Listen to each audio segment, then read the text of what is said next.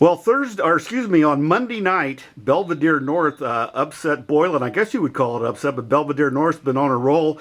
And congratulations, Coach. Big wins. Thank you. Thank you very much. And you won at all three levels. That's a pretty good night for the Blue Thunder. That's an excellent night. This is the first year in history of Belvidere North that varsity has defeated Boylan. So what does your kids feel like after the game? Probably just excited, and one of my kids said, "What just happened?" And they were so excited about it. But they went in confident, they went in calm, and it's just been their dream since they, for forever. With a win like that, a lot of times it's more mental than it is physical sometimes too, like you just mentioned. Yes, I agree, because our stats weren't the greatest. I mean, we hit well, we played great defense, and I think that's really what was the turning point there. But the kids are so together, and they just trust each other, and it's a really tight team, and I think the mental aspect was in our favor. So did you make any changes, or was it just the same game plan you always had? Did you play in different for Boylan a little bit? Actually, I thought about changing our game plan, and we even practiced a little bit last week, but last week was a crazy week because it was our homecoming week. Mm-hmm. And after looking at a different lineup, I talked to the kids. I'm like, what do we feel more comfortable with? And everyone said our regular lineup, so we stuck with that. Boylan came out with their big hitter, Lexi Varga, hitting on the right side, and then the second and third game they put her back on the outside, but our defense adjusted. We got hands on her hits and even had some good blocks on her, but I think our defense is really what put us above. They must have been really focused, because I know that when you're only 17, 18, 16 years old, it's tough with a big rivalry game like that. Yeah, I don't think they could be more focused than they were last night. Now you get to play Hononegah, and in the way the schedule works out, you only play them once this year, and that's going to be a big match. Do you think your kids are pretty good about not looking ahead to that match?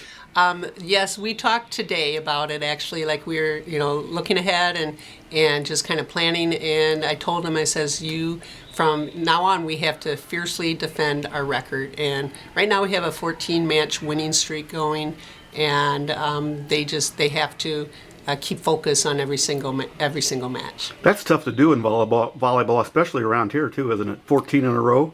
I think so, yeah. We lost to Boylan our first match of the season, and then we had a couple losses in a tough tournament that first weekend, and we won 2 in a row there, and ever since then we've been on our win streak. How do you think you match up with Hononegah when you do play them down the road? We've done a little scouting on Hononegah, and we know that Erica Gustafson, their outside hitter, is leading the conference in kills. So we'll be focusing our defense around her, but I think we're going to match up better than say Boylan matched up against them. I think we just have a more balanced offense. We're not just focusing on one of our hitters. We've got many hitters that can put the ball down. But before you play them, you have, I think, Jefferson and Freeport in the Nick 10. And you got to be careful with those two, because Jefferson can surprise you on a good night, and Freeport's had an off and on season too. Yes, actually, Jefferson gave us a scare last week when they took us to 3, and we came out really flat, and they played, according to Susie Nelson, their coach, the best she's ever seen them play in the 4 years she's coached them. And we just squeaked out a victory there, and we know they're going to be tough. We know Guilford's going to be tough. And then next week we also have Belvidere to play, and Belvidere is always a rival with us. So that's going to be. We don't have any easy road. We're going to have tough matches, so we're going to be prepared for that. And then tournament just around the corner too. Yes, regionals are around the corner, and we just saw the pairings for that. We are in the regionals at Huntley, and so we have Jacobs and Huntley. DeKalb and Jefferson are in our regionals. And this year in the Nick 10, it's just been a really good year, kind of like football, where everybody's got an opportunity possibly to win the conference. So it's kind of exciting for everybody. I think it is exciting, and you've got different teams coming out ahead, and I think it makes it exciting for everyone. And it's like whoever shows up, whatever team shows up to play that night could take the win. And when you look at it, I think it's just good to have just strong volleyball in our area. And, you know, with the two Rockford schools here tonight, it's helping that they're playing a lot better. Like Abby Jenkins, they actually beat Hananiga in the first game of that match. That was, I had to check that score that night, Coach.